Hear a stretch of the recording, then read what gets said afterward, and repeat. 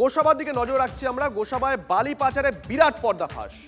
মাঝ নদীতে পুলিশের অতর্কিত হানা, 5টি বালি বোঝাই নৌকা সহ গ্রেপ্তার 5 জন। মাঝ নদীতে হানা দেয় পুলিশ, 5টি বালি বোঝাই নৌকা সহ গ্রেপ্তার 5 জন।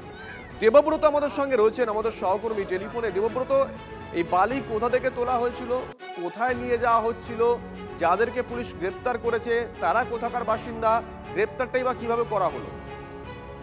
দেখো, গতকাল গোসাবা থানার পুলিশ গোসাবা চণ্ডীপুর সংলগ্ন যে নদী রয়েছে বিদ্যাধরী নদী, সেই নদী থেকে অবৈধভাবে সাদা বালি তুলে 5টা বোট ভর্তি করে তারা সোনাখালী অর্থাৎ বাসন্তী ব্লকে সোনাখালীর দিকে তারা যাচ্ছিল। এই মতো অবস্থায় গোসাবা থানার পুলিশ সেই মাঝ নদীতে সেই 5টি বালি বোঝাই যে বোট, ঢালাই বোট, তাকে আটক করে এবং 5 জনকে গ্রেপ্তার করে।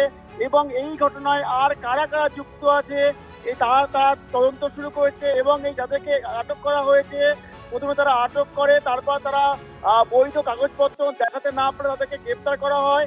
এবং তাদেরকে বালি অর্থাৎ যে আমরা জানি যে 1957 সালে খনি ও খনিজ যে আইনের 21 নম্বর ধারা তাদের বিরুদ্ধে কিন্তু মামলা দায়ের করা হয়। এবং এই ঘটনার পরবর্তী তদন্তে কাদের নাম উঠে আসে সেটি কিন্তু গোসাবা থানা তদন্ত চালিয়ে যাবে, এমনটাই জানতে পারছি। ধন্যবাদ।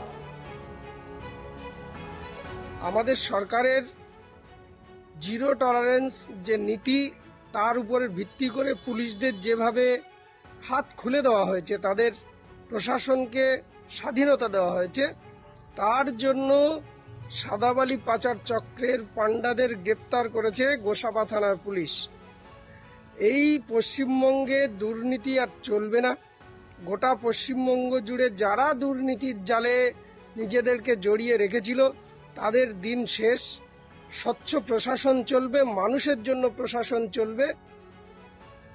ক্যানিংয়ের নদীর চর, গোসাবা নদীর চর থেকে বা নদী বক্ষ থেকে যেভাবে বালি পাচার করে বিভিন্ন জায়গায় অবৈধভাবে নিয়ে যাওয়া হচ্ছিল, এই র্যাকেটটা দীর্ঘদিন ধরে কাজ করছে। কিন্তু এই র্যাকেটের মাথা কারা? যারা নতুন সরকারের সময়েও এই কাজ করবার সাহস দেখাচ্ছে বা সাহস পাচ্ছে, এই র্যাকেটের মাথাগুলোকে ধরতে হবে। না হলে সুন্দরবনের পরিবেশ, সুন্দরবনের স্বকীয়তা, নদীর বাস্তুতন্ত্র, সেই বাস্তুতন্ত্র নষ্ট হবে। ইতিমধ্যেই নতুন সরকারকে দায়িত্ব নিতে হবে যে এই র্যাকেটের মাথাগুলো খুঁজে বের করা, র্যাকেটকে খুঁজে বের করা। না হলে পশ্চিমবঙ্গ, সুন্দরবন সবটাই ধ্বংস হবে।